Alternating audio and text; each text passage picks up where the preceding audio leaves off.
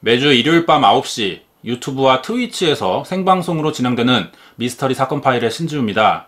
좋아요와 구독 버튼을 눌러주시면 영상을 계속 제작하는 데 많은 도움이 됩니다. 알람을 설정해 두시면 생방송 채팅에도 참여하실 수 있습니다. 여러분의 많은 참여 부탁드립니다. 1948년 11월 호주 사우스 오스트레일리아주의 메인 도시인 애들레이드라는 곳이 있습니다. 이곳에서 일어난 사건인데요. 존 라이넬스라는 남성이 이상한 일을 겪었어요. 존은 애들레이드에서 약 11km 정도 떨어진 글렌엘그라는 곳에서 아내와 함께 살고 있었습니다. 글렌엘그는 바닷가와 가까이 있는 마을로 특히 해변가를 따라 만들어진 산책로가 잘 꾸며져 있는 곳이에요. 존이 이곳을 아주 좋아했었다고 하는데요. 그래서 매일 저녁마다 아내와 집 근처의 서머턴이라는 이 해변가를 걷는 일로 하루를 마무리해오고 있었습니다. 같은 해 11월 30일 시간은 저녁 7시쯤이었습니다. 존이 평소처럼 저녁 식사를 한 뒤 아내와 함께 이 서머턴 해변가로 산책을 나섰죠. 호주의 11월은 여름이 막 시작되는 계절이에요. 그래서 저녁이었지만 해가 아직 지지 않아 바깥은 아직 밝았다고 합니다. 부부가 산책을 나선 지 얼마 되지 않았을 때였어요. 존의 뒤를 따라 걷던 아내가 해안 방파제 근처에서 이상한 무언가를 발견합니다. 급히 남편을 불러 세웠죠. 존은 아내가 가리키는 방파제 쪽을 바라봤어요. 정말 아내의 말대로 방파제 바위 틈 사이에 평소에는 보지 못하던 커다란 뭔가가 모래밭에 놓여 있는 겁니다. 자세히 보니 사람이었죠. 40대 정도로 보이는 어느 남성이 모래밭 위에 비스듬히 누운 채 방파제를 베고 있는 것이었어요. 다리는 쭉 편 상태로 발목을 꼬고 있는 아주 편안한 자세로 누워 있었습니다. 눈은 감고 있었고요. 하지만 잠들어 있는 것 같지는 않아 보였어요. 팔을 들어서 허공을 계속 흔들고 있었다고 합니다. 작은 마을이라 존은 아내와 이 지역에서 오래 살기도 했고 마을에 누가 사는지를 대강 알고 있어요. 하지만 글렌엘그에서 이 사람을 본 적은 없었습니다. 부부는 글렌엘그를 찾아온 관광객이 술에 취한 것이라 생각했고 그대로 지나쳤어요. 집으로 돌아갔죠. 그렇게 다음 날이 됩니다. 12월 1일 새벽이었어요. 존 라이넬스는 저녁에 본 이 남성이 묘하게 계속 신경이 쓰였습니다. 잠을 설쳤다 그래요. 결국 해가 뜨기 시작한 새벽 6시 30분이 되자 아내 몰래 집 밖을 나와 혼자 이 서머턴 해변가의 방파제를 찾아갔죠. 존이 크게 놀랐어요. 문제의 이 남성이 전날 저녁 7시쯤 목격한 자세 그대로 여전히 누워있는 겁니다.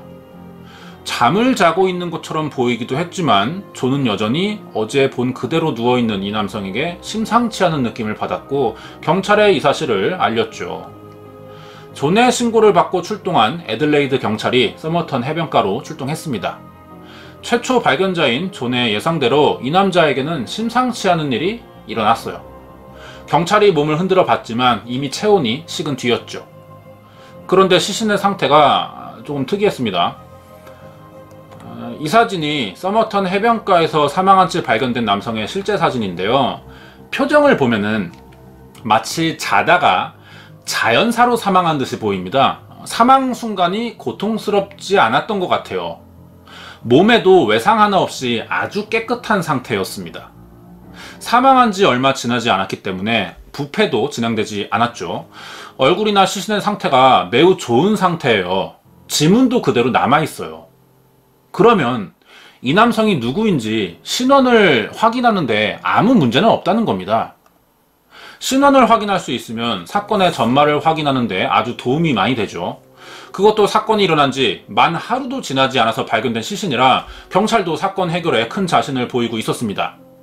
하지만 1948년 12월 1일 사우스 오스트레일리아주 서머턴 해변가에서 발견된 이 남성과 죽음에 대한 진실은요, 지금까지 단 한 가지도 제대로 밝혀진 게 없어요. 여전히 미스터리로만 남겨져 있습니다. 이 남성이 누구인지조차도 밝혀내지 못했습니다. 굉장히 이상한 일이죠. 사실 세계 어디에서든 어느 나라의 사람이라도 지문이 발견되면요, 행적을 역추적할 수 있고요, 신원조회가 가능해요. 그런데 얼굴도 멀쩡히 남아있는데도 이 남성을 알고 있다는 사람조차 나타나지 않습니다. 어떻게 이런 일이 일어날 수 있을까요?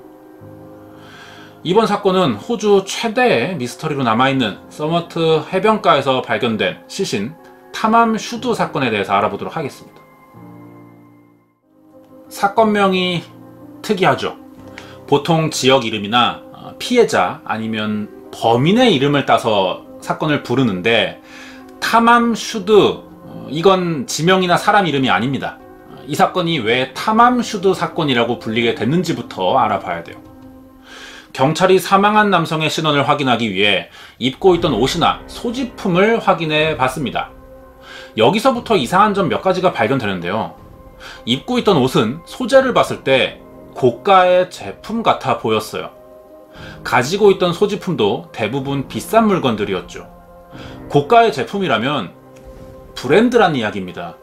그런데 이 남성이 입고 있던 옷은 제품의 브랜드를 알 수 없도록 상표들을 모두 제거해 놓은 옷이었어요.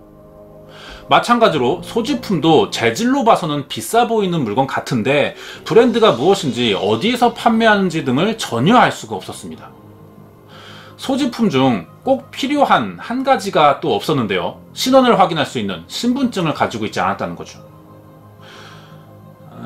유일하게 확인된 소지품이 하나 있었습니다. 그것은 애들레이드에서 헨리 해변으로 가는 기차표 한 장과 애들레이드에서 글렌엘그라는 곳으로 오는 버스표 한 장, 그리고 아미클럽이라는 담배꽉 안에 들어있는 켄시타스 담배 7개비가 전부였어요. 유일한 단서라고는 담배밖에 없던 것이죠. 이것으로 사망한 남성의 신원을 알아내기는 힘들었습니다. 아미클럽과 켄시타스는 각각 다른 회사의 담배예요. 켄시타스가 아미클럽보다 약 2배 정도 비싼 고급 담배입니다. 이 정황이 이상한 거예요. 담배를 좋아하는 분들은요, 디자인이나 어떤 휴대적인 이유로 담배 케이스를 따로 구매해서 그 안에 산 담배를 넣어서 다닙니다. 이럴 경우는 보통 담배보다 그 담배 케이스가 더 비싸요. 그런데 이 남성은 반대라는 거죠. 아주 싼 가격의 담배 케이스를 사서 그 안에 비싼 담배를 넣고 다녔다는 겁니다. 담배 케이스를 사용해야 된다면 이런 식으로 할 필요가 없다는 거죠. 이게 이상한 정황입니다. 그리고 남성의 바지 주머니 안에서 의미를 알 수 없는 쪽지 하나가 발견됐는데 탐암 슈드라고 적혀 있었어요. 탐암 슈드는 페르시아어로 끝, 종교를 의미하는 말입니다. 이 쪽지의 발견으로 당시 경찰과 기자들은 신원미상의 이 남성을 시신이 발견된 서머턴 해변의 이름을 따 서머턴맨이라고 불렀고, 쪽지에 쓰인 대로 탐암 슈드 사건이라고 부르기 시작했죠. 여기가 정정해야 될 부분이기도 한데요. 많은 사람들이 이 사건을 탐암 슈드라고 불러요. 이 사건을 보도한 기자가 오타를 낸 채 기사를 작성했고 그게 퍼졌고 굳어졌던 겁니다. 분명히 읽어보면은 탐암 슈드라고 읽어야 되죠. 이게 올바른 말입니다. 조사 결과 탐암 슈드라는 단어는 페르시아의 유명한 수학자이자 천문학자, 철학자인 오마르 하이암의 시집 루바이아트의 가장 마지막 페이지에 등장하는 말이었어요. 그리고 발견된 쪽지는 1859년에 출판된 이 루바이아트의 초판본을 자른 것으로 확인됩니다. 이것을 통해 경찰은 당시 호주에 판매 중이던 1859년판 루바이아트 책들에 관한 각종 자료들을 조사했고, 이때부터 사건이 호주 전역으로 퍼지게 됐죠. 그런데 몇 달 후 뉴질랜드에서 뜻밖의 소식 하나가 사건을 수사 중이던 경찰에게 전해집니다. 뉴질랜드에 살고 있던 어느 남성이 경찰서에 소포를 보냈는데 안에 들어있던 물건이 바로 수사 중이던 문제의 루바이아트 초판본이었어요. 이 책에 한 가지 특징이 있었습니다. 맨 뒷페이지 끝부분이 조금 찢겨 있는 거였어요. 그리고 이 부분은 사망한 의문의 남성이 가지고 있던 탐암 슈드라고 적힌 쪽지와 정확하게 일치합니다. 사망한 남성은 이 책의 마지막 페이지 부분을 찢어서 가지고 있던 것이었어요. 이게 어떻게 된 일일까요? 이 책을 보낸 사람은 사망한 서머턴맨과 어떤 식으로든 관련이 있을 것 같습니다. 그 가능성이 아주 높죠. 경찰은 발신자를 역추적했어요. 책을 보낸 사람을 찾아냈죠. 해당 책을 보낸 사람은 로날드 프랜시스라는 남성이었습니다. 그런데 로날드 프랜시스는 임의로 사용하는 가명이었어요. 실제로 이 남성은 언론에 자신의 본명을 공개하지 않았습니다. 로날드는 1948년 11월 15일 서머턴맨이 시신으로 발견된 지 약 2주 전인 글렌엘그에 살고 있는 아내의 남자 형제, 우리나라에선 처남이라 부르죠. 이 집을 방문한 사실이 있었습니다. 로날드는 이날 처남과 함께 차를 타고 가까운 곳으로 낚시를 하러 갔어요. 처남은 자동차 문을 잠그지 않는 습관이 있었는데 이날도 차 문을 잠그지 않은 채 내려서 낚시를 하러 갔다 왔다고 진술합니다. 3시간 정도 낚시를 하고 두 사람이 차로 돌아왔죠. 그런데 차 뒷좌석에 문제의 이 루바이아트 책이 놓여져 있던 겁니다. 그러니까 누군가 로날드와 처남의 차 뒷좌석 문을 열고 이 책을 넣어둔 것이라는 얘긴데요. 이 말이 사실이라면 그 누군가는 시신으로 발견된 서머턴맨일 가능성이 아주 높아 보이죠. 하지만 로날드의 진술을 무조건적으로 믿을 수는 없어요. 사실이라 해도 책을 두고 간 사람을 서머턴맨일 것이라고 단정 지을 정도는 되지 않습니다. 어디까지나 높은 정도의 확률일 뿐이죠. 이대로는 사건이 해결되지 않을 것 같아요. 그런 관점을 조금 바꿔서 이 루바이아트라는 책에 대한 얘기를 해보겠습니다. 이 책이 사망한 서머턴맨과 어떤 관련이 있을까요? 우선 이 루바이아트는 시집이에요. 책 내용은 전체적으로 삶을 최대한으로 살고 끝날 때 후회하지 말자라는 주제를 가지고 있습니다. 그렇기 때문에 이 책의 가장 마지막 부분인 끝을 의미하는 단어를 남성이 잘라서 가지고 다녔다는 것은 곧 자살을 암시한다는 추측이 가능해요. 하지만 그럴듯해 보여도 근거는 없는 추측밖에 되지 않기 때문에 설득력이 별로 없습니다. 수사를 이런 식으로 하지는 않죠, 경찰들이. 그리고 왜 하필 이 책이었는지, 왜 탐함 슈드라는 부분을 잘라내 가지고 있던 것인지는 여전히 알아낼 수가 없었어요. 경찰은 문제의 책을 꼼꼼히 살펴봅니다. 그러자 마지막 페이지가 찢겨진 것 외에 한 가지 더 특이한 부분을 찾아냈죠. 책 뒤편에 이런 의미를 알 수 없는 낙서들이 발견된 거예요. 경찰은 이것이 서머턴맨의 수수께끼를 풀 수 있는 암호라 생각했죠. 그래서 암호 해석 전문가에게 자료를 넘깁니다. 이 암호 해독이 생각보다 굉장히 오랜 시간 동안 진행됐어요. 하지만 결국 문장을 해독하는 데 실패했죠. 그런데 이 암호문 밑에 두 줄로 표시된 숫자들이 적혀 있었어요. 전화번호로 추정되는 숫자들이었는데 이 부분은 외부에 공개되지 않았습니다. 하지만 경찰이 확인했다는 기록이 있어요. 첫 번째 줄의 숫자로 전화를 걸어본 결과 어느 은행의 지점 중 하나였고, 두 번째 줄의 전화번호는 제시카 톰슨이라는 사람의 전화번호였습니다. 제시카 톰슨은 호주에서 간호사로 일하며 혼자 아이를 키우던 여성으로 밝혀져요. 제시카 톰슨은 서머턴맨과 어떤 관련이 있는 인물일 수 있죠. 이 이야기를 나중에 자세히 알아보도록 하겠습니다. 대체 서머턴맨, 이 사람은 누굴까요? 확인된 바에 의하면 일단 호주 사람이 아니라는 결론이 나왔습니다. 남성의 치아와 일치하는 치과 기록이 전혀 없고 지문 추적도 해봤지만 신원을 찾는 데에는 결국 실패했죠. 신원은 도저히 알아낼 방법이 없었어요. 그래서 일단 정확한 사망 원인이라도 알아내기 위해 호주 경찰은 시신을 부검해 보기로 합니다. 그런데 부검을 하고 나니 이 남성에 대한 궁금증이 더 커졌어요. 서머턴맨의 시신은 편안한 얼굴로 사망했고 몸에 상처가 하나 없이 깨끗한 상태였었죠. 하지만 내부 장기가 엉망이었어요. 혈액에 노폐물을 걸러주고 적혈구를 생산하는 비장은 정상인에 비해 3배 정도 부어있는 상태였고 위장과 간, 뇌에 출혈이 발견됐습니다. 몸 곳곳에는 우열이 있었고 동공도 확장된 상태였어요. 이런 증상은요, 흔히 약물이나 독극물에 의해 사망한 시신에게서 보이는 특징이죠.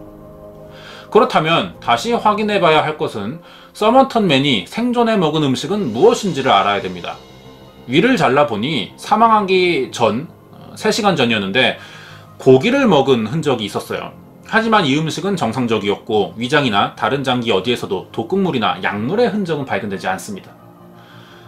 몸에는 상처뿐 아니라 주사 바늘이나 다른 흔적들이 일체 발견되지 않았어요.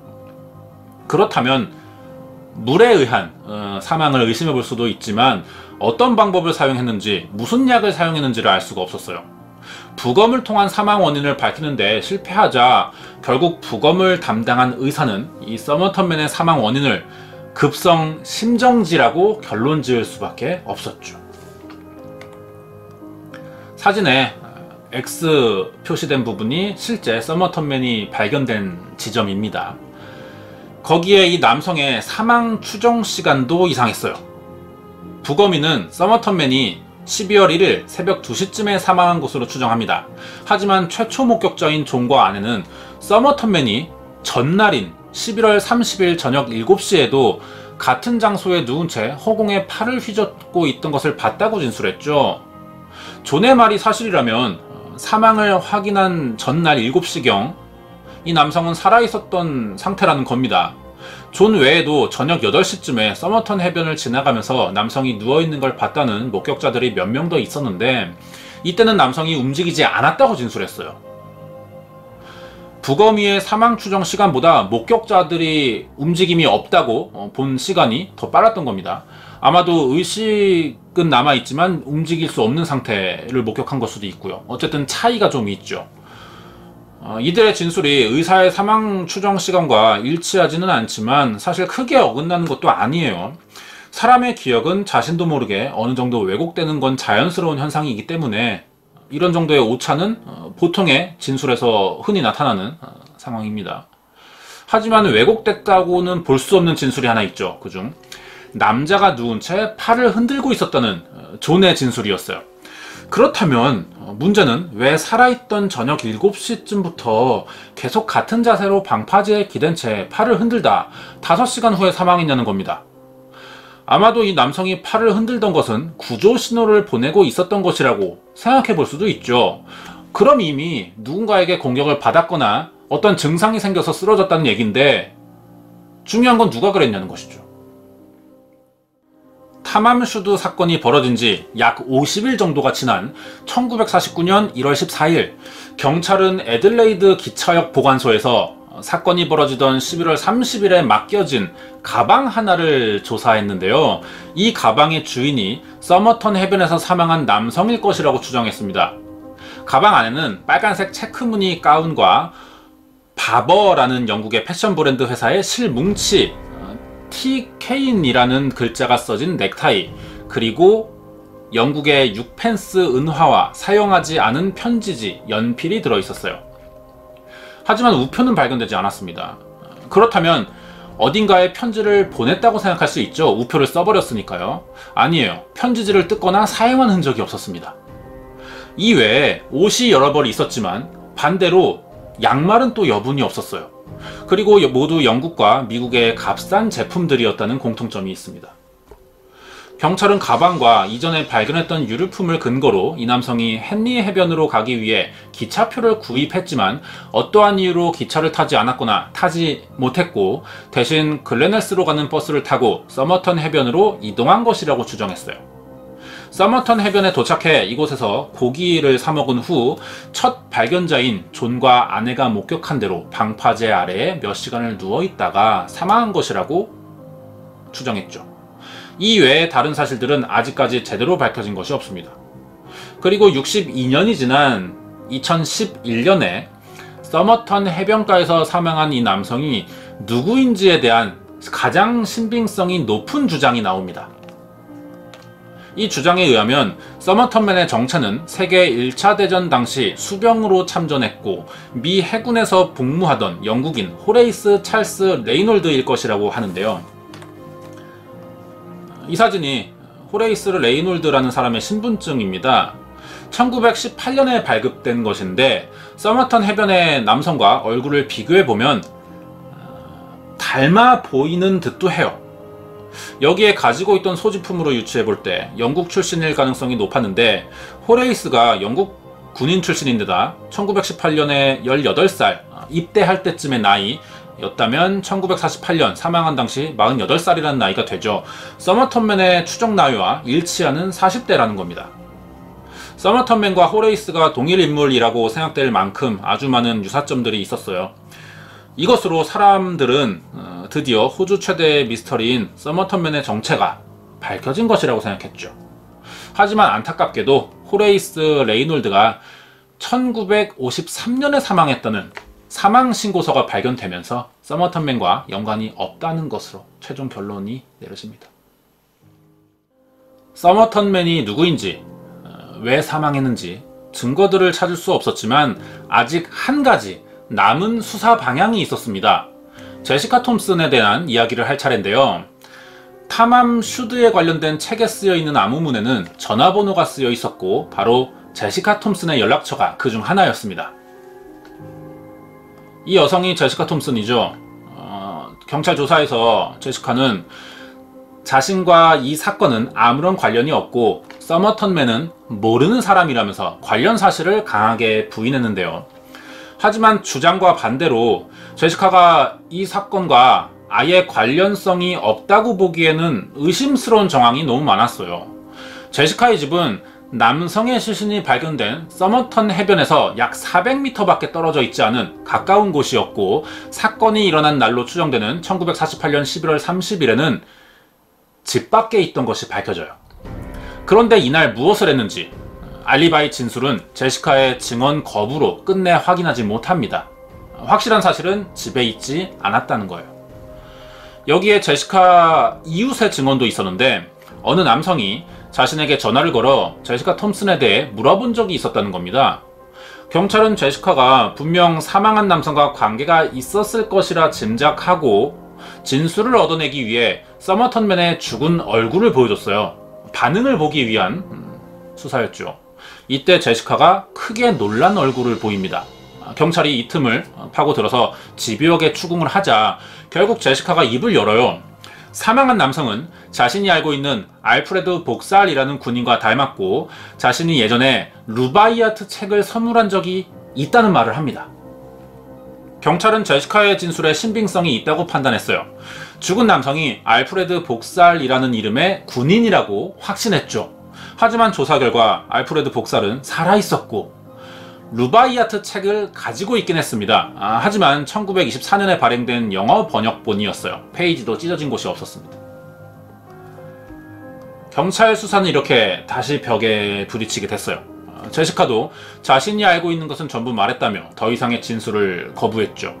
다른 증거가 나오지 않으니 더 이상 추궁할 방법도 없고요. 결국 제시카를 경찰은 돌려보낼 수밖에 없었습니다. 이후 제시카의 행동을 계속 관찰하긴 했지만 사망할 때까지 어떠한 언론사와의 접촉도 거부한 채 이 사건에 대한 말을 꺼내지 않았어요. 호주 경찰은 증거 부족으로 제시카를 풀어줄 수밖에 없었지만 계속 의심은 하고 있었죠. 증거는 없지만 관련이 없다고 보기엔 수상한 점들이 많아 보였기 때문인데요. 2살짜리 아들을 혼자 키우고 있었는데 경찰 조사에서는 제시카는 자신을 기혼이라고 진술했습니다. 이미 이혼한 이후인데요. 하지만 정작 결혼을 한 것은 다음 해인 1950년이었죠. 두 번째 결혼이었습니다. 이뿐 아니라 2004년에는 전화번호를 제외한 암호문의 마지막 문장이 해독되었다는 발표가 있었는데 바로 It's time to move to South Australia, Mosley Street 이라는 문장의 이니셜을 딴 것이라고 합니다. 중요한 점은 당시 제시카 톰슨이 모슬리 스트릿에 살고 있었다는 사실이죠. 우연이라기엔 제시카와 죽은 남성의 관계는 아주 복잡하게 연결되어 있었어요. 제시카 톰슨이 사망한 지 8년이 지난 2015년에는 딸이 자신의 어머니에 관한 사실을 언론에 공개한 적이 있었는데 내용에 의하면 제시카는 사실 러시아어가 유창한 공산주의자였다는 겁니다. 그리고 어머니가 서머턴맨에 대한 이야기를 해준 적이 있었는데 경찰보다 더 높은 지위를 가진 사람이라고 말하는 것을 들었다고 이야기했어요.